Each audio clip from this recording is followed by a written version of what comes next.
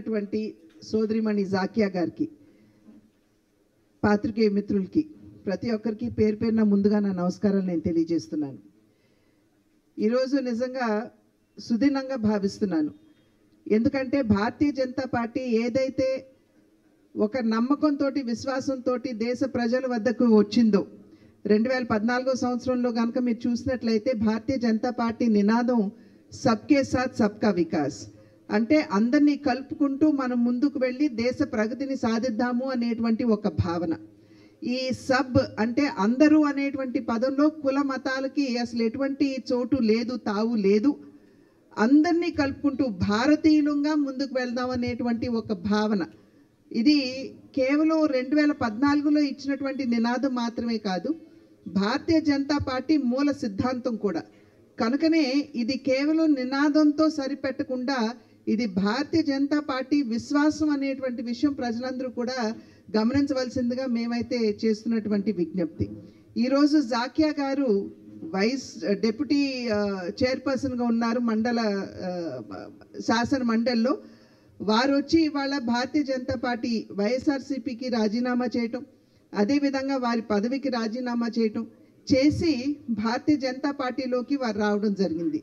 ఇవాళ జాకియా గారు పార్టీలోకి వచ్చి భారతీయ జనతా పార్టీలో చేరడం అని అంటే ఇవాళ ఖచ్చితంగా ఏదైతే ఇంతకు ముందు చెప్పాను, దేశ ప్రజలందరూ ఒక్కరే, మేము సమభావంతో మేము అందరినీ కలుపుకుంటూ ముందుకు వెళ్తాము.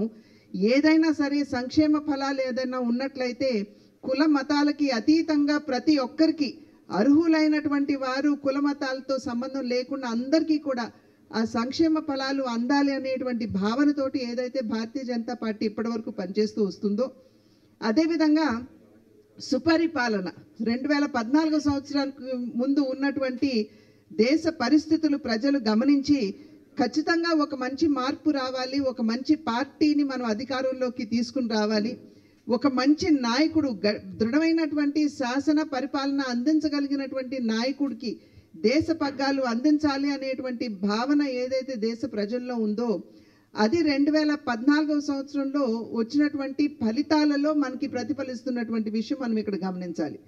కనుక ఇవాళ భారతీయ జనతా పార్టీ ఏ రకమైనటువంటి సుపరిపాలన దేశానికి అందిస్తుంది, అర్హులైనటువంటి వారు అవసరంలో ఉన్నటువంటి వారందరికీ కూడా సంక్షేమాన్ని అద్భుతంగా అందిస్తున్నటువంటి సందర్భంలో, అదేవిధంగా దృఢమైనటువంటి నిర్ణయాలు ఇవాళ చూసినట్లయితే పాకిస్తాన్ కవ్వింపు చర్యకి దిగి 22వ తారీఖు ఏప్రిల్ 22వ తారీఖున పెహల్గాంలో 26 మంది ఎవరైతే అక్కడ టూరిస్ట్గా వెళ్ళారు పెహల్గాంకి, దానిలో కొత్తగా పెళ్ళైనటువంటి జంట కూడా ఉన్నారు.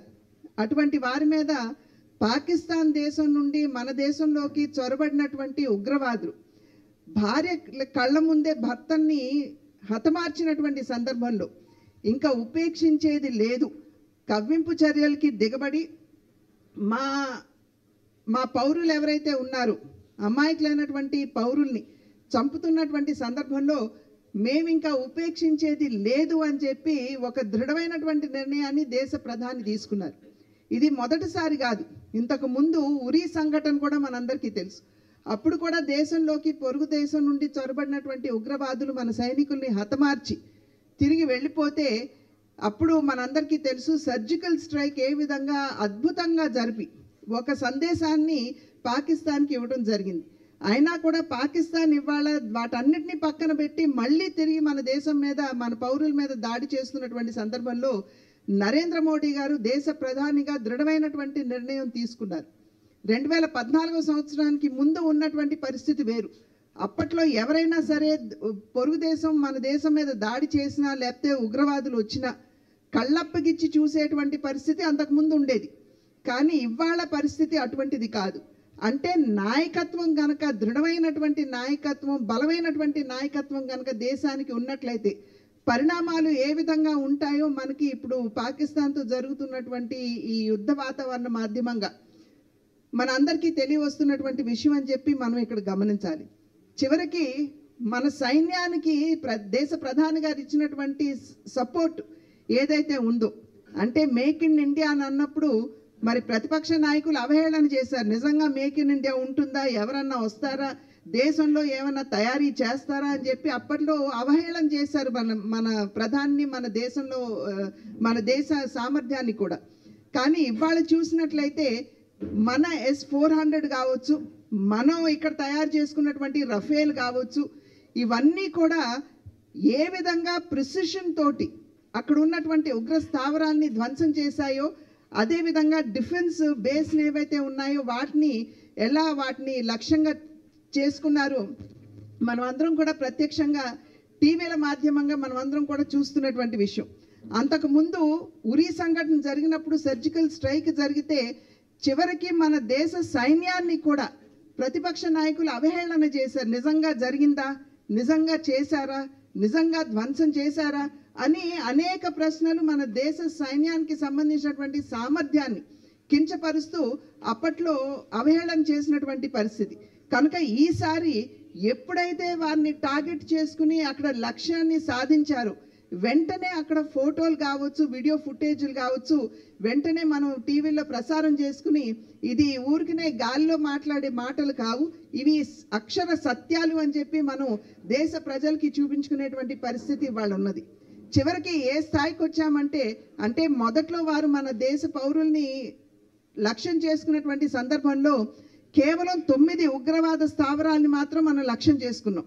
ఎందుకంటే ఇది యుద్ధానికి కాదు దారి తీయాల్సింది, మన దేశం మీద కాదు యుద్ధ ప్రకటన. మన యుద్ధ ప్రకటన అనేది కేవలం ఉగ్రవాదం మీద అనేటువంటి విషయాన్ని ప్రపంచానికి తెలియచేయాలి అనేటువంటి భావనతోటి కేవలం 9 ఉగ్ర స్థావరాల్ని మాత్రమే లక్ష్యంగా చేసుకుని ఆ స్థావరాలు ఈ ఉన్నటువంటి 21లో కూడా 9ని ఎందుకు మనం లక్ష్యం చేసుకున్నామంటే ఈ ఉగ్ర స్థావరాల్లో భారతదేశాన్ని లక్ష్యం చేసుకుని ఉగ్రవాదులకి తర్ఫీదు అక్కడ ఇచ్చేవారు.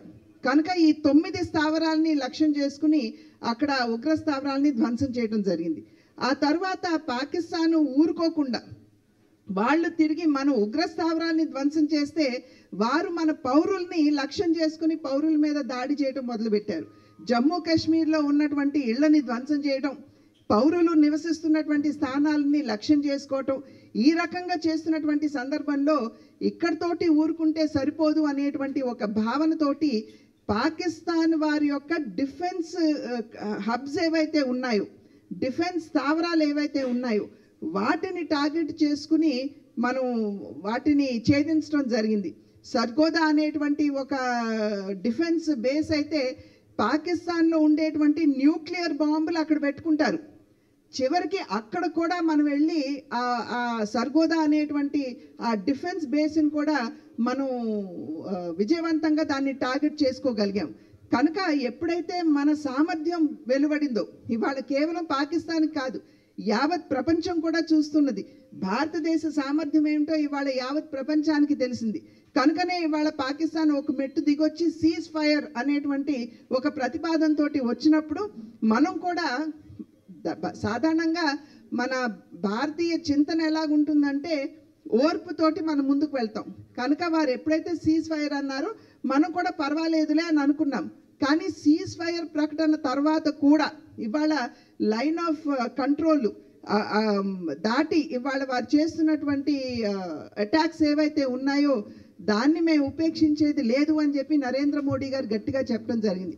డొనాల్డ్ ట్రంప్ గారు అంటే యుఎస్ ప్రధాని వారు ఒక ప్రెస్ కాన్ఫరెన్స్లో చెప్పారు, మీరు కనుక యుద్ధాన్ని విరమించుకోకపోయినట్లయితే మీతో జరిపేటువంటి ట్రేడ్ ఏదైతే ఉందో, వ్యాపార లావాదేవీలు ఏవైతే ఉన్నాయో వాటిని మేము సమాప్తం చేస్తామని చెప్పి వారు చెప్పారు.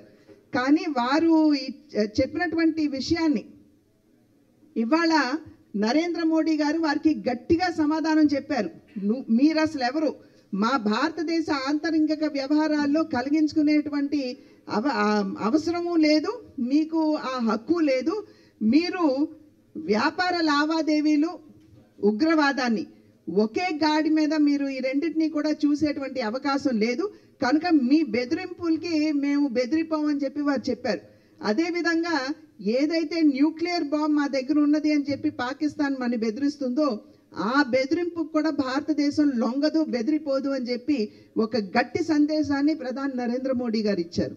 ఇవన్నీ మనం ఎందుకు చెప్పుకుంటున్నామంటే ఏదైతే భారతదేశం ఒక బలమైనటువంటి నాయకత్వం, బలంగా భారతదేశాన్ని ముందుకు తీసుకెళ్ళగలిగినటువంటి తీసుకుని వెళ్ళగలిగే సత్తా ఉన్నటువంటి నాయకుడు, దేశ ప్రధాని అయితే బాగుంటుంది అని చెప్పి భావించారు. ఇవాళ భారతీయ జనతా పార్టీ అటువంటి నాయకత్వాన్ని దేశానికి అందించింది. అది మాత్రమే కాకుండా దేశంలో ఉన్నటువంటి పౌరులకి న్యాయం చేయాలి, దేశంలో ఉన్నటువంటి పేదలకి నిజమైన సంక్షేమాన్ని అందించాలి, దేశంలో ఉన్నటువంటి మహిళలకి నిజమైనటువంటి సాధికారతను అందించాలి. వీటన్నిటినీ లక్ష్యంగా పెట్టుకుని గత 11 సంవత్సరాల కాలం అందించినటువంటి సుపరిపాలన, దేశంలో ఉన్నటువంటి అన్ని వర్గాల వారికి చేస్తున్నటువంటి న్యాయాన్ని ఇవన్నీ చూసి ఆకలింపు చేసుకున్నటువంటి సందర్భంలో సోదరిమణి జాకియా గారు, వారి భర్త గారు ఇంతకుముందు ఆయన మార్కెట్ చైర్మన్గా కూడా ఉన్నారు రాయచోట్లో, ఉమ్మడి రాష్ట్రానికి. టీడీపీలో మైనార్టీ కార్యదర్శిగా చేశారు, తర్వాత మార్కెట్ యార్డ్ చైర్మన్గా చేశారు, జిల్లా పరిషత్ చైర్మన్గా ఉన్నారు. ఇప్పుడు వారు లేరు, పరంపదించారు. అయితే వారి పరంపదించిన తర్వాత జాకియా గారు వైఎస్ఆర్సీపీలో వెళ్ళినటువంటి సందర్భంలో వారికి లెజిస్లేటివ్ కౌన్సిల్లో వారికి సీట్ ఇవ్వటం మాత్రమే కాకుండా తర్వాత చైర్మన్ చేశారు. కానీ ఇవాళ భారతీయ జనతా పార్టీ ఏ రకమైనటువంటి, ఇందాక చెప్పాను, ఒక బలమైనటువంటి నాయకత్వాన్ని దేశానికి అందిస్తూ, దేశాన్ని ప్రగతి పదంలో నడిపిస్తూ, అవినీతి అనేటువంటి పదానికి తావు లేకుండా, ఇందాక చెప్పినట్లుగా మేక్ ఇన్ ఇండియా అనేటువంటి అద్భుతమైనటువంటి కార్యక్రమాన్ని ప్రవేశపెట్టి దేశ ప్రగతి దోహదపడుతున్నటువంటి సందర్భంలో వారు భారతీయ జనతా పార్టీలోకి, అందులోనూ ఇందాక చెప్పినట్లుగా సబ్కే సాత్ సబ్కా వికాస్, అందరినీ కలుపుకుంటూ ముందుకు వెళ్దాం. భారతీయ జనతా పార్టీ మతతత్వ పార్టీ అని చెప్పి విపక్ష నాయకులు మా మీద ఏమైనా విమర్శ చేయొచ్చేమో, కానీ ఎక్కడైనా సరే ఇళ్ళు ఇస్తే మేము మైనారిటీలకు ఇవ్వమని కానీ, జల్ జీవన్ మిషన్ కింద కుళాయిలు ఇస్తే మైనారిటీలకి ఇవ్వమని కానీ, లేదా వారికి ఏదన్నా ఉచితంగా బియ్యం ఏదైనా పేదలకి ఇస్తే అది మైనారిటీ పేదలకి ఇవ్వమని కానీ ఎప్పుడు కూడా భారతీయ జనతా పార్టీ ఆ రకంగా వ్యవహరించలేదు. అందరినీ భారతీయులు అనేటువంటి ఒక భావనతోటి ప్రతి ఒక్కరికి సంక్షేమాన్ని అందిస్తున్నటువంటి సందర్భంలో ఆ యొక్క మనోభావాన్ని గుర్తించి ఇవాళ జాకియా గారు భారతీయ జనతా పార్టీలో చేరుతున్నటువంటి సందర్భంలో వారిని నేను హృదయపూర్వకంగా పార్టీలోకి ఆహ్వానిస్తూ వారికి నా శుభాకాంక్షలు తెలియజేస్తూ భారతీయ జనతా పార్టీని మైనారిటీల్లోకి తీసుకువెళ్ళడానికి, అదేవిధంగా భారతీయ జనతా పార్టీ బలోపేతానికి వారు శక్తివంచన లేకుండా కృషి చేస్తారు అని చెప్పి విశ్వసిస్తూ మరి ఒక్కసారి వారిని ఆహ్వానిస్తూ సెలవు తీసుకుంటున్నాను. నమస్కారం. జై హింద్.